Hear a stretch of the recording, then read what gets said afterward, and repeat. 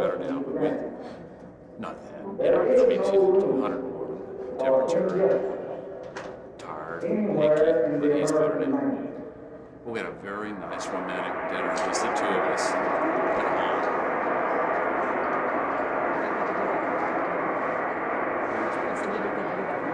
No, it's but there is always room for understanding for those who see the old ways crumbling.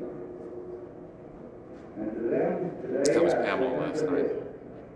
She's real happy. She's very happy. And I think her friends are happy for her. I went over and swore her in. Yeah, she talked about it. It was really nice. Francis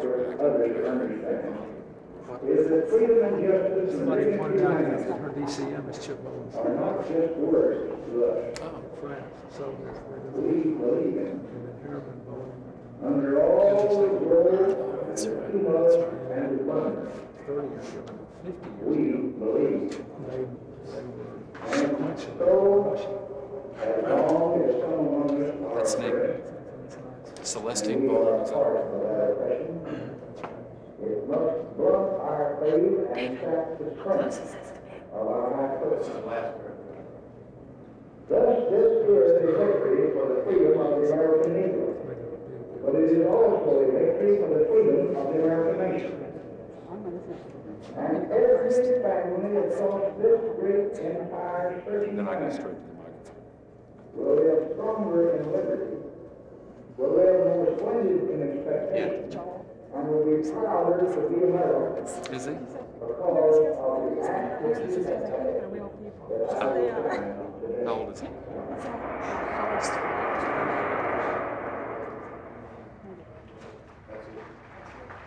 Should I go ahead? Ladies and gentlemen, the Vice President of the United States. Band Director, please play Ruffles and Flourishes. Go ahead. We're going to start Ruffles and Flourishes as soon as he gets.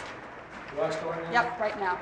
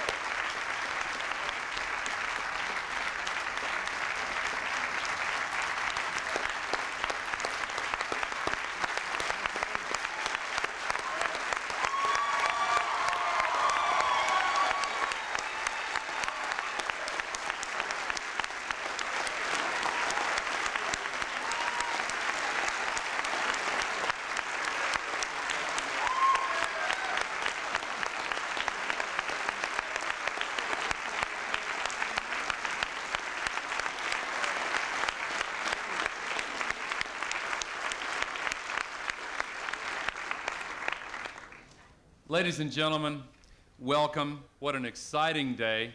The enthusiasm that all of us can feel here at this event is the same enthusiasm that has led to the enactment of this new law and led so many to fight for it for so long. In a way, this is a ceremony that we shouldn't need because it should have been held a long time ago.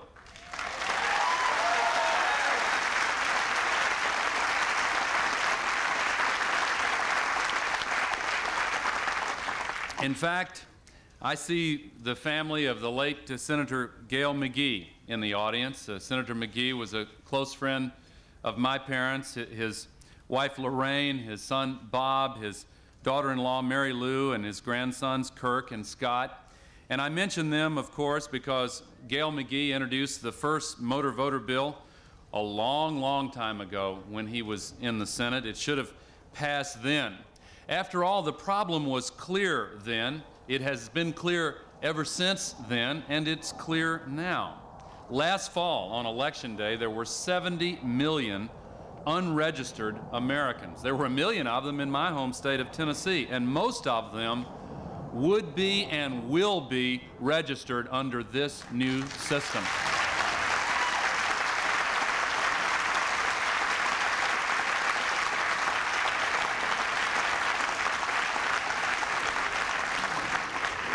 The evidence has also been clear that motor voter has worked because states like Washington and Michigan have tried it with great results. But the last administration blocked it. Some even made the argument that not voting was good. It meant people must be satisfied with their government.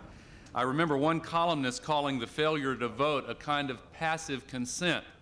What utter nonsense. The fact is, democracy only works when we remove the obstacles to taking part in democracy. And that's why this is such a great day. The fight to increase participation isn't over yet, not by a long shot. We now have a new challenge to get all the newly registered voters to the polls every time there is an election. But still, this is a time to congratulate all of you who worked so hard on this legislation. And there are so many leaders from the House and Senate here. In the final analysis, this victory is a tribute to citizen participation. It's a tribute to people who simply would not give up, a tribute to the disabled, some of whom are here today, leaders of the movement, to recognize how important this measure can be for all Americans. And it's a tribute to one group whose voice and organization was absolutely unprecedented. America's young people. They rocked the vote. They got this done.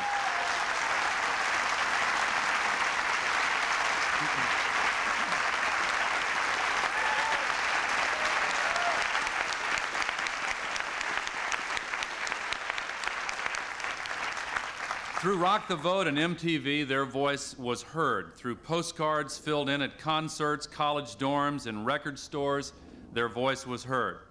And that's why it's my great pleasure to call upon someone to introduce the President, who was one of the leaders of that effort. He and his colleague, Sarah Broadmeadow, brought the Rock the Vote campaign to their campus. He even launched an effort to get New Hampshire to adopt motor voter while the federal government seemed unwilling to move. He knows firsthand about the difficulties students on campus experience when they try to register, and he knows how citizens can mobilize for change. It's a pleasure to introduce him today, a young man who has helped put voters in the driver's seat, to introduce the President, a University of New Hampshire student, Joel Shulkin.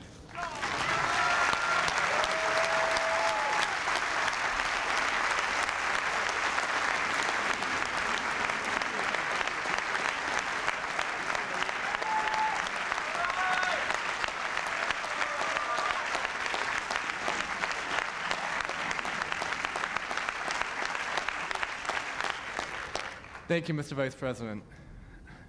Good morning and welcome. 2 years ago, I volunteered to organize a voter registration drive in New Hampshire. Although I thought to myself, how difficult could this be? I soon learned that only 300 of the 10,000-person student body was registered to vote. While many people charge that the large number of unregistered students was due to apathy, my experience tells me something very different. Much of the problem is due to needless obstacles to registration. People are given conflicting and often inconsistent information about the documents that they need to register. Students who have home and college addresses make it much more difficult.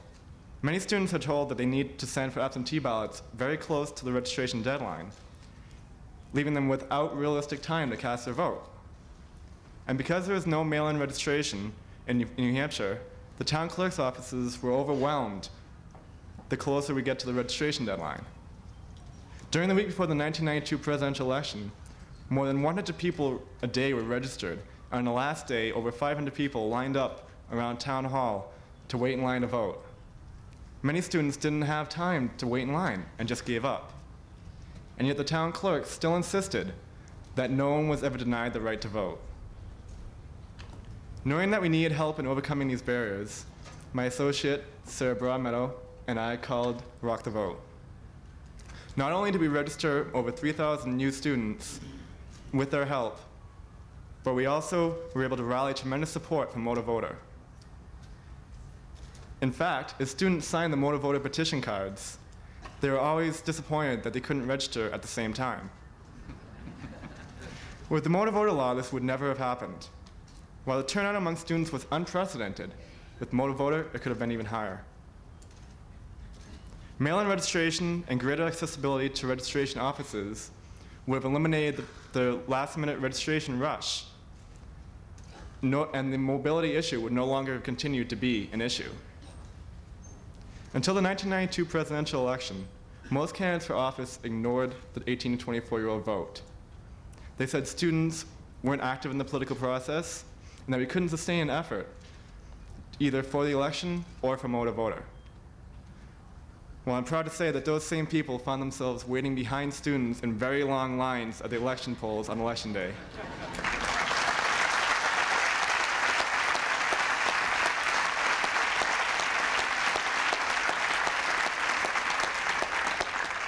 The motor voter law will allow more people of my generation to participate in the process that affects so much of our lives. The law removed many of the obstacles to registration that made our participation difficult. Not only do young people have a voice and make a difference in the fight for the motor voter, but we'll continue to have a voice that will be heard with the passage of this bill. I am honored to introduce the President today. As a longtime and committed supporter of motor voter, President Clinton challenged and inspired young people to participate in the political process.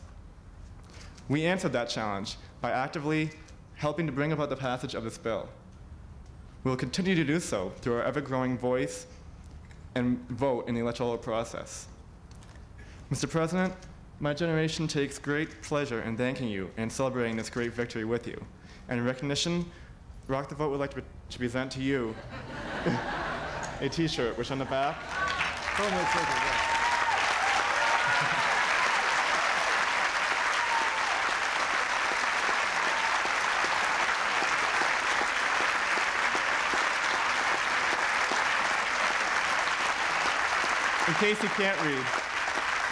in case you can't read it, it says motor voter, signed, sealed, delivered.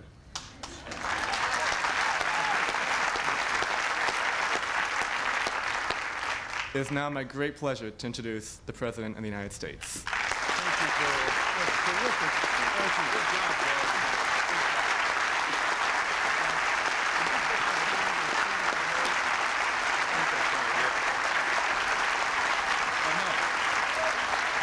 Yes. Thank you very much. Thank you very much. Joel, thank you for the T-shirt. In a few moments, I'll give out bill signing pens, but I'd rather have the T-shirt. Getting to know the young people across this country, beginning in New Hampshire, who pushed the motor voter bill was one of the most rewarding parts of the 1992 campaign. But the effort that we come here to celebrate today has a long and venerable heritage. A few moments ago, you heard the voice of President Johnson crossing the chasm of time back to 1965 as he signed the Voting Rights Act into law. As a Southerner and as President, his words have special significance to me. During my childhood, no family's dinner table, no church congregation, no community, and no place of work was immune from the searing struggle for civil rights. To hear Johnson's voice is to make vivid for me once again those difficult yet glorious years of struggle. Difficult and terrible because so many people gave their lives moving the stone of freedom up the side of the mountain. Glorious because the years of contention eventually gave way to an overdue season of reconciliation and renewal, and gave our region and our country a second chance to fulfill our promise. The victory we celebrate today is but the most recent chapter in the overlapping struggles of our nation's history to enfranchise women and minorities, the disabled and the young, with the power to affect their own destiny and our common destiny by participating fully in our democracy. When blacks and women won the right to vote, when we outlawed the poll tax and literacy tests, when the voting age was lowered to 18, and when finally we recognized the rights of disabled Americans, it was because the forces of change overcame the indifference of the majority and the resistance by the guardians of the status quo. And who prevailed? Brave people working at the grassroots, impatient with an always imperfect democracy, and dedicated to widening the circle of liberty to encompass more and more of our fellow citizens. I have said many times in many places that in this country we don't have a person to waste. Surely the beginning of honoring that pledge is making sure the franchise is extended to and used by every eligible American.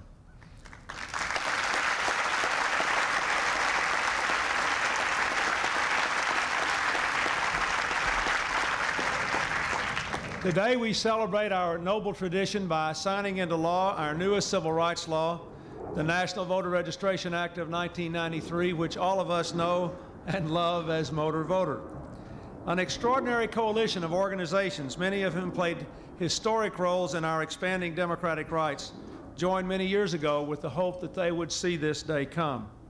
I'm honored to share this podium with representatives of three fighters for freedom, the NAACP, the League of Women Voters, and Human Serve. I want to pay special tribute to Disabled and Able to Vote, to Project Vote, and to Rock the Vote, and literally to scores of other groups for whom the goal of full voter participation has been a durable and lasting dream. I want to pay special tribute to the young people who lobbied me personally for Motor Voter and who voted with renewed energy and conviction for their own futures in the election last November. They all labored hard because this bill was necessary.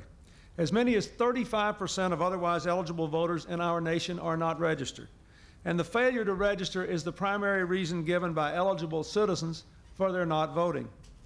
The principle behind this legislation is clear. Voting should be about discerning the will of the majority, not about testing the administrative capacity of a citizen. The state of Washington instituted a similar measure during the 1992 election, and their Motor Voter program registered in that state alone an additional 186,000 people. Motor Voter works at registering voters, and people who register vote. With this law and its appropriate implementation by states, voters can register by applying for a driver's license, through uniform mail application, or by applying in person at various agencies designated by the states. As a result, registration for federal election will become as accessible as possible, while the integrity of the electoral process is clearly preserved. As I said, I have long supported the idea of Motor Voter. More than a year ago, I promised as president that I would sign H.R. 2 and fight for its passage. I'm pleased to be able to keep the promise today that I made on this Rock the Vote card, which still has my signature back in New Hampshire. And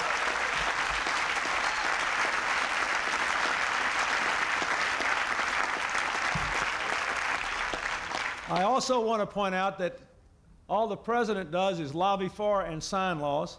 If the Congress doesn't pass them, they don't get passed. The Rock the Vote card that I signed here says, why don't politicians want you to vote? Well, there are a lot of members of the Congress here from both parties who do want you to vote. And I want to thank not only those on the platform here, but all of those out in the audience who, after all, passed this bill into law. It was their votes that made this day possible.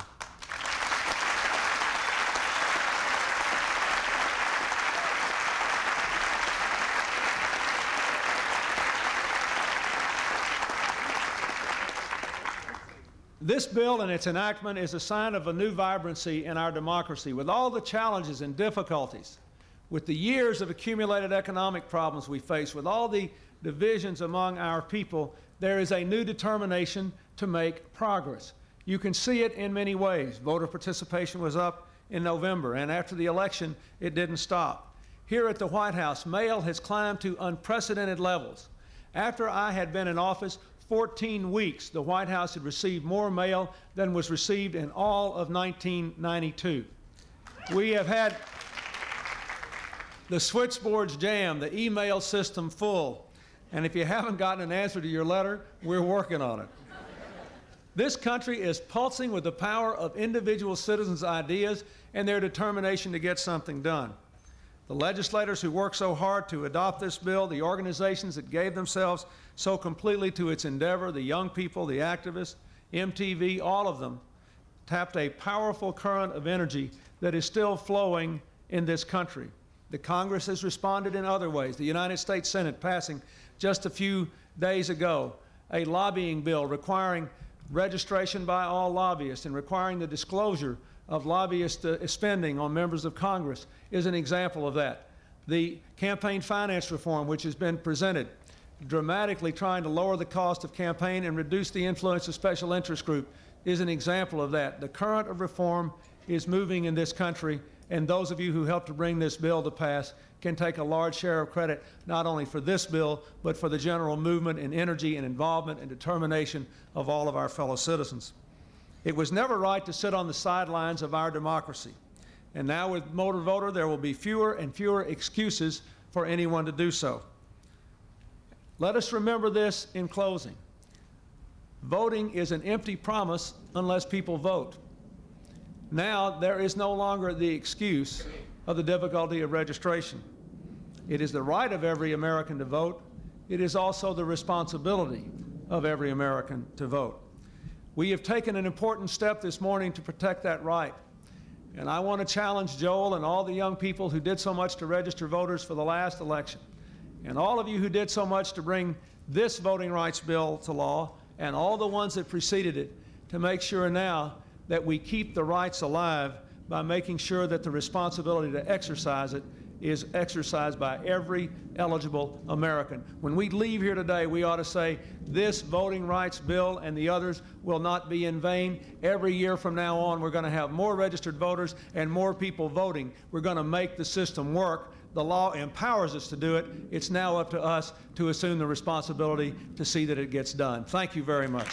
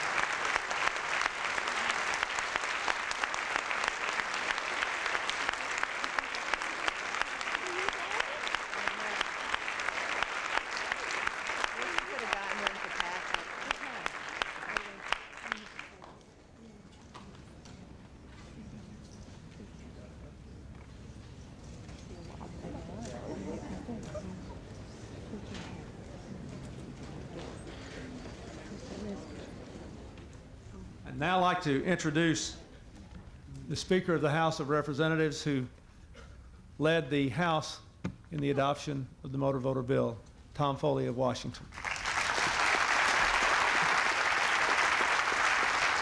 Thank you very much, Mr. President. Mr. Clinton, Mr. Vice President, distinguished members of Congress, fellow citizens, this is a day when we celebrate the fairness and equity of our American democratic system. By the virtue of this legislation, millions, tens of millions of Americans will have an opportunity throughout the country, as they have in my state, to register to vote and to cast the most and greatest privilege of their citizenship. It is a day for all of us to recognize the efforts that were made by so many community organizations, not only those represented here in the podium, but so many in the audience, the individuals who worked so hard to make this legislation possible. And I would particularly like to salute, as the President did, the members of the Congress and the House and Senate, Democrats and Republicans, who supported this legislation and advanced the cause of American democracy. I have to mention specifically one of the members of the House of Representatives, Al Swift, from my state, who led the efforts in the House to bring this about.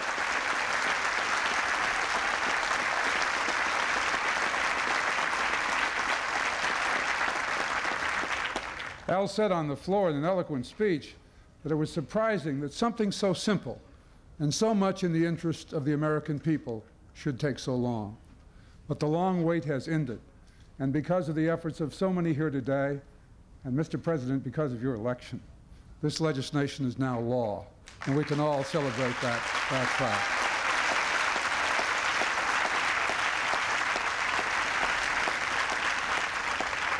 Perhaps no legislation that we will pass this year, maybe none in the term of your presidency, in the terms of your presidency, will have as much effect on the American democratic system as this legislation. It is a happy day to celebrate an act of Congress, a new law that is in the highest traditions of representative democracy. Mr. President, Mr. Vice President, ladies and gentlemen, I now have the honor to present to you the distinguished Majority Leader of the United States Senate, the Honorable George Mitchell of Maine.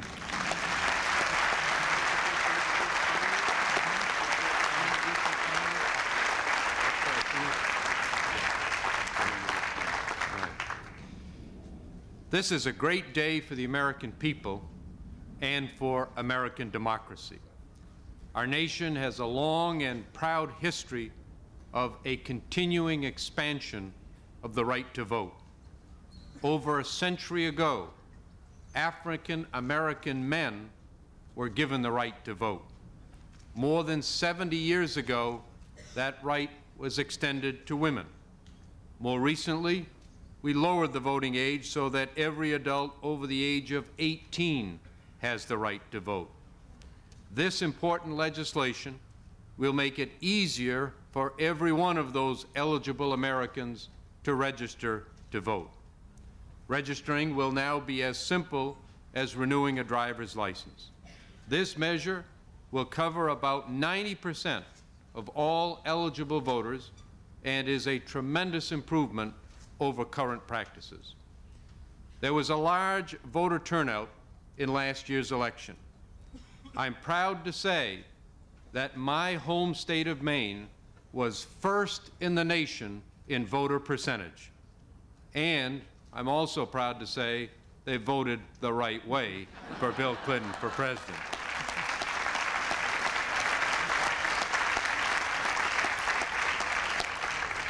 That is because our state has long enjoyed progressive registration procedures. And the turnout in last year's election in Maine and across the nation demonstrates that Americans do want a voice in their government. This law will make it easier for all Americans to participate in our democratic process, to make their concerns heard where it matters the most, at the ballot box. Many people deserve credit for this day. I can't name them all, but I do want to say from the perspective of the Senate that the distinguished senator from Kentucky, Wendell Ford, more than any other person, through his leadership, his perseverance, and his skill, steered this legislation through the Senate for over 5 years and finally brought it home today.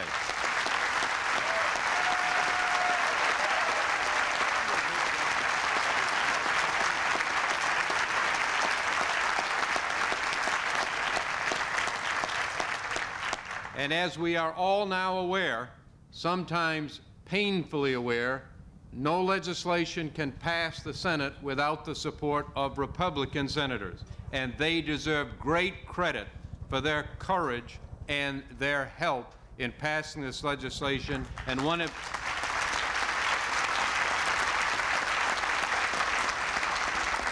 I see Jim Jeffords of Vermont in the audience, and Mark Hatfield.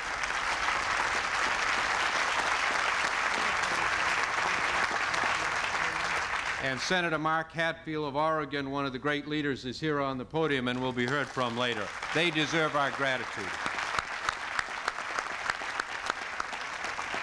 Finally, Mr. President, let me say that, to digress, this is a big tent and a great crowd.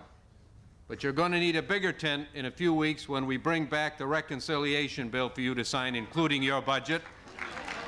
And you're going to have to rent the biggest tent in America in a few months when we bring back comprehensive health care reform for you to sign into law.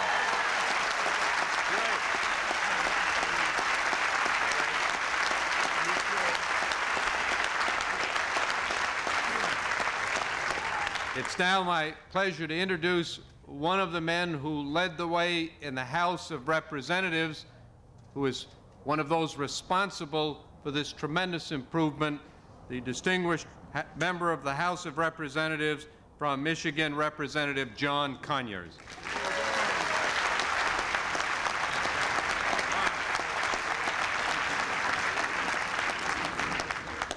Mr. President, Mr. Vice President, my colleagues and Americans all, this is a very great day. I represent the Congressional Black Caucus, some 38 Senator, 39 members who have thought this to be a very important piece of legislation. About 5 or 6 years ago, I carried this bill over to Al Swift, and we thought we could work it out pretty quickly. And it took till a new president with a new vision, a new commitment to the American majority to make this happen. And I'm delighted to be here to just identify with a couple people that we couldn't have this ceremony, this new law, without recognizing the one man in America who has registered and caused to be registered more people than anybody else, Reverend Jesse Louis Jackson.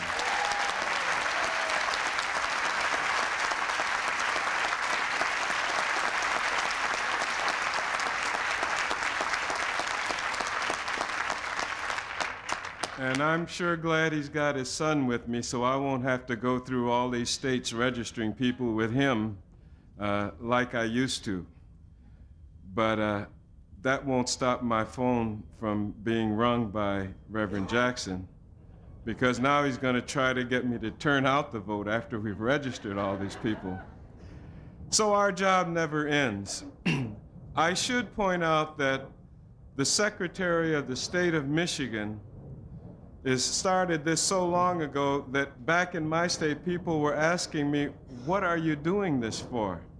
He's here. His name is Richard Austin. He's a good friend of mine. Would you stand up, Dick Austin?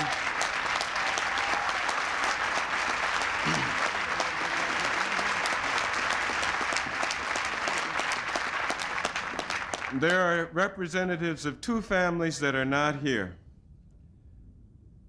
Coretta Scott King's family is not here, and Merle Evers' family is not here. The heads of their households paid the supreme sacrifice with untold numbers of other people when the subject matter that we celebrate here today was a subject that could cost you your life. And it's within recent memory. And so I'm doubly proud and honored that it is in this administration, our administration, that we now go back and remind ourselves of the Voter Rights Act of 1965, which started us moving even then into the 21st century. My congratulations to all of my colleagues in the Congress who have helped in this very important effort. Thank you very much. And I'd like now to introduce the leader of the Rules Committee for a half-dozen years, the Honorable Senator Wendell Ford.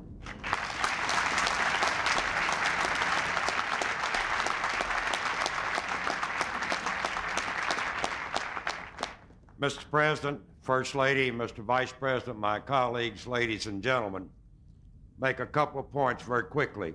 One, this is a historic day.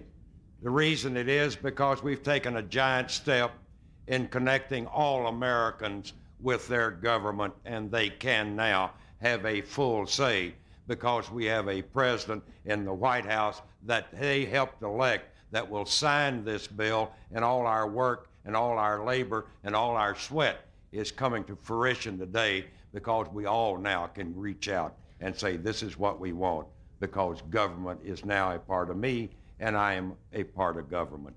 The opponents to this piece of legislation said they didn't find a politician that was for it. That's not quite true. I'm accused of being a politician, and I was for it. What they forgot was this was a people's piece of legislation. It started at the grassroots. It was not conjured up in the halls or the back rooms of Washington, D.C. It started at the grassroots, and I'll tell you, if they didn't know that, all they had to do was be associated with all those organizations that never gave up and said to us, don't you give up, and we didn't, and we now come today with the law that they've worked so hard on. And I want to tell you, it's probably the proudest moment of my life, because I have 5 grandchildren that applauded me for my stand because they heard good words about me on MTV.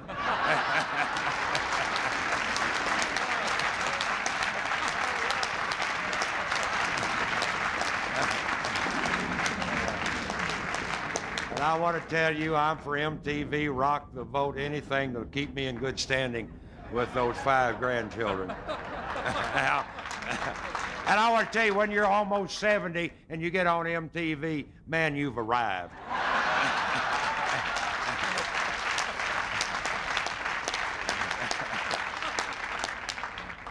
A man whose name is always mentioned when you talk about motor voter, man who, without his help, we would not be here today. It's my pleasure now to present Congressman Al Swift. Al?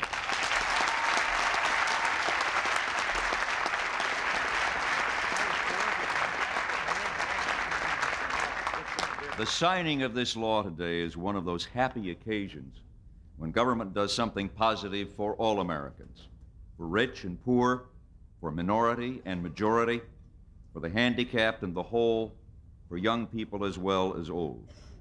The President's signature also reverses an unfortunate piece of our heritage. In past centuries and decades, registration laws were used to keep undesirable citizens from participating in our national life. At various times, those have been people from Eastern Europe, Southern Europeans, the Irish, and of course, most recently, African Americans. Few Americans would countenance that today. But what has lingered is the idea that government somehow has the right to set high hurdles between a citizen and the ballot box. That is wrong. That is inimical to the very principle of free people freely choosing their leaders.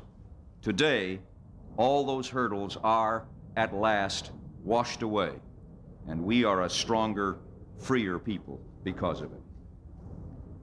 I'm very pleased to introduce a colleague from the Pacific Northwest, Senator Mark Hatfield.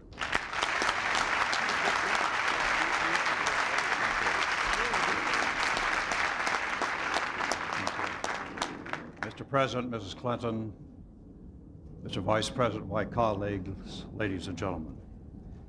Today we address a paradox, an American paradox of long standing. It was once described this way. An American is a person who will cross the ocean to fight for democracy, but will not cross the street to vote in an election. We have gone a long way today to remove that paradox from our country. And I'm awfully proud to say that as in oftentimes where federal legislation follows state legislation, that my state of Oregon has proven the case. This last election cycle in November of 1992, we were 6.6% increase over our registrations from the previous election cycle after a year and a half of testing and proving motor voter. That 6.6% was more than double the national average. So for those who may have doubts, let them understand the Oregon case. I'm also proud to say that we have had no increase in frauds in those elections. And so I think we have indicated again that motor voter is indeed a a very outstanding forward move for this country, and I congratulate the President, my colleagues in the Congress who have given so much effort and time, and especially to my colleague, Senator Ford, with whom it has been a great pleasure to work in tandem. Ladies and gentlemen, I have the pleasure of introducing the founders and directors of Human Serve, Richard Clower and Frances Fox Piven. Human Serve is a national organization that began 10 years ago to promote the idea that allowing people to register to vote in government agencies was a way to achieve universal voter registration in the United States, and they've been a fundamental part of the victory this day we celebrate.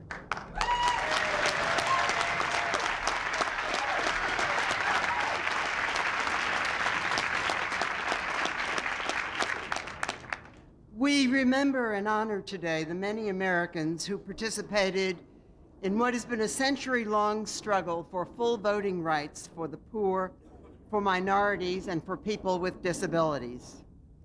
A singular victory in that struggle was the Voting Rights Act of 1965, which stopped local governments from preventing people from registering to vote.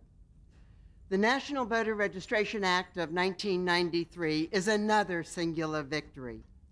It establishes the principle that government has an affirmative obligation to enroll eligible voters, and it requires that state governments meet that obligation by making voter registration an integral part of the application process for driver's licenses and other government services.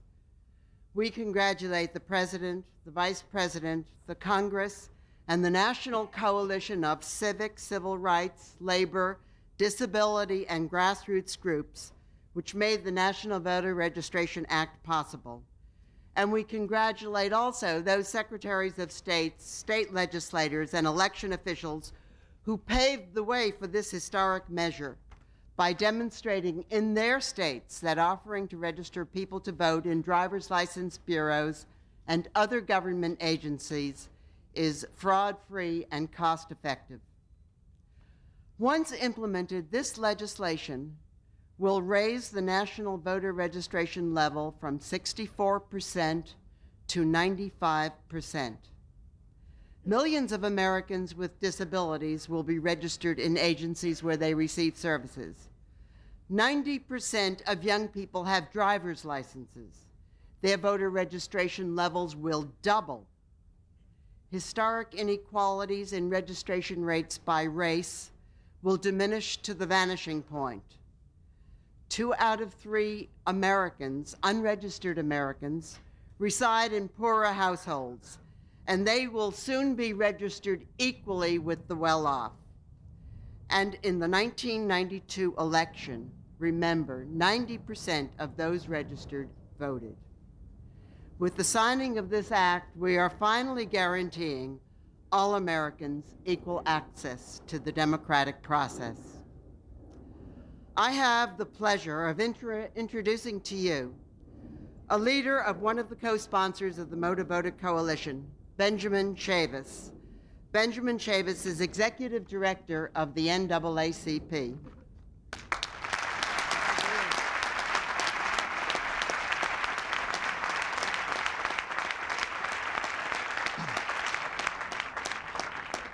Thank you, Mr. President, Mr. Vice President, distinguished members of the Congress of the United States. I'm here on behalf of the NAACP, our nation's oldest and largest civil rights organization. We stand with you today, Mr. President, and we applaud you and the members of Congress. This bill, the National Voter Registration Act of 1993, is a most important piece of legislation. This law will protect us all.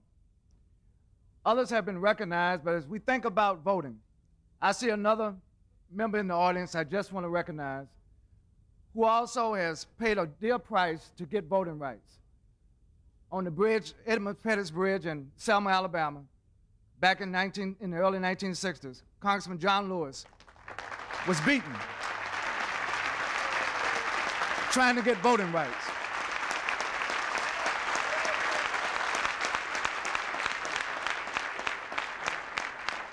And I'm told that Reverend Dr. Joseph Lowry is in the audience, the president of SCLC. Thank you.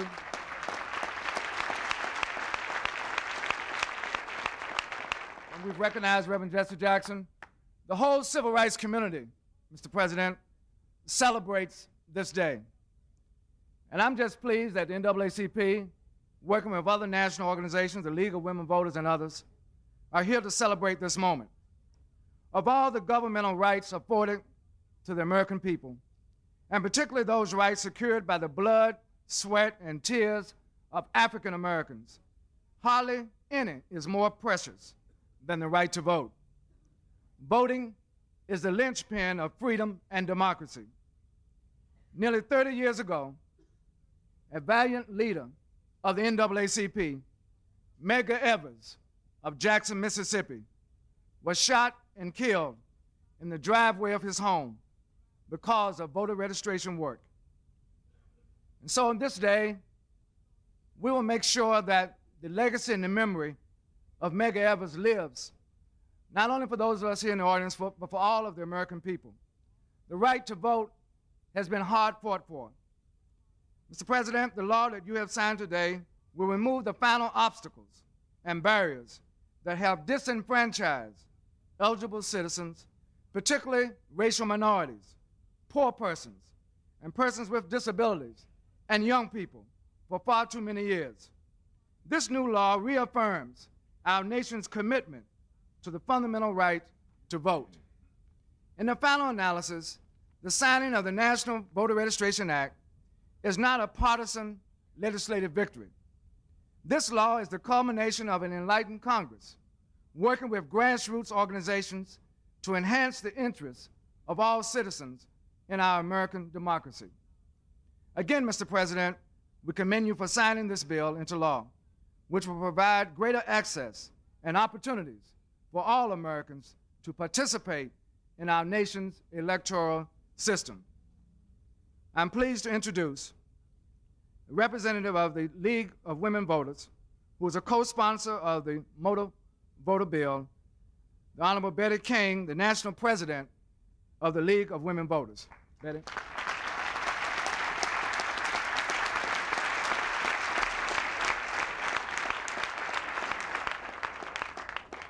Thank you, Benjamin. Today, so I can see you. Here we go. Always at your service. Thank you. Thank you very much. Today marks a new era in the history of voting rights in this country. Voter registration will now be easy and accessible to all. Motor voter will get more Americans on the rolls and to the polls. This victory is particularly important to the nearly 17 million unregistered Americans with disabilities, who often are barred from registering by the mere inaccessibility of voter registration offices.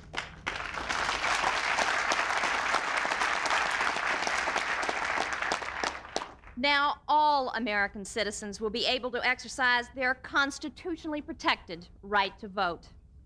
As with the Voting Rights Act and the women's suffrage and other milestones in the battle for voting rights, the real test for motor voter will come in implementation. We must ensure that every state reaches out to its citizens and that every citizen responds by participating. When the barriers are broken down, and this legislation does break down barriers, citizens will be able to assure and assume their rightful place in the center of our nation's democratic government. Mr. President, motor voter fits in with your attempts to reestablish strong ties between ordinary Americans and their government. You've shown your understanding that government must reconnect with people if we're to move forward together into the next century. Your support for motor voter has been critical, and believe you, we thank you for it. We also appreciate the dedication and commitment of Senator Wendell Ford, Senator Mark Hatfield, and Representative Al Swift. Without them and other key legislators from both political parties, passage of this legislation would not have been possible. This, as has been said today, is a critical bipartisan measure.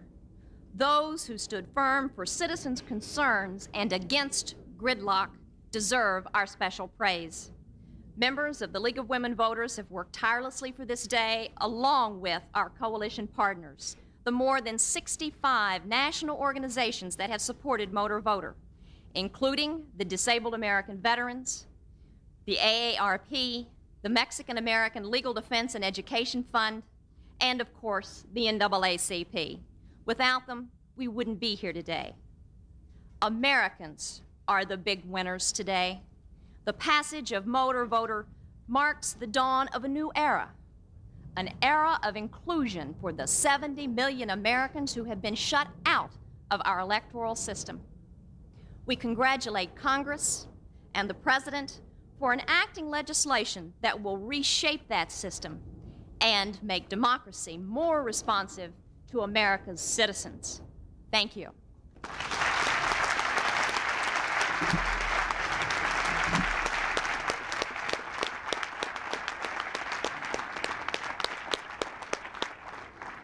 Ladies and gentlemen, thank you for joining us. This concludes today's ceremony. Thank you.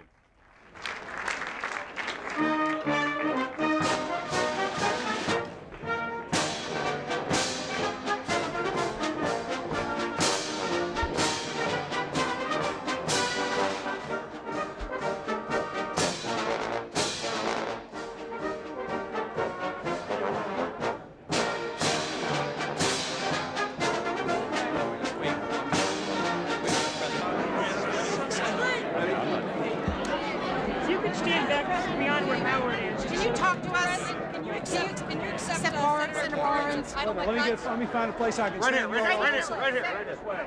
This is perfect. What's your reaction to Senator Boren's compromise with Danforth?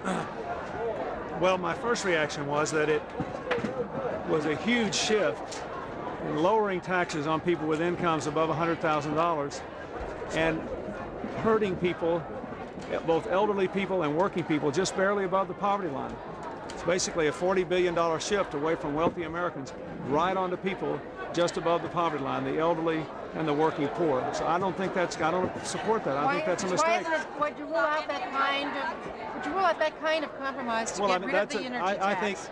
I think that is not a good thing to do. If you read the details of it, it's obviously the main purpose of some of them is to do away with the BTU tax, but the mechanics shift over $40 billion away from people with incomes above $135,000 down to people, elderly and working people, just barely above the poverty line. I don't think that's good.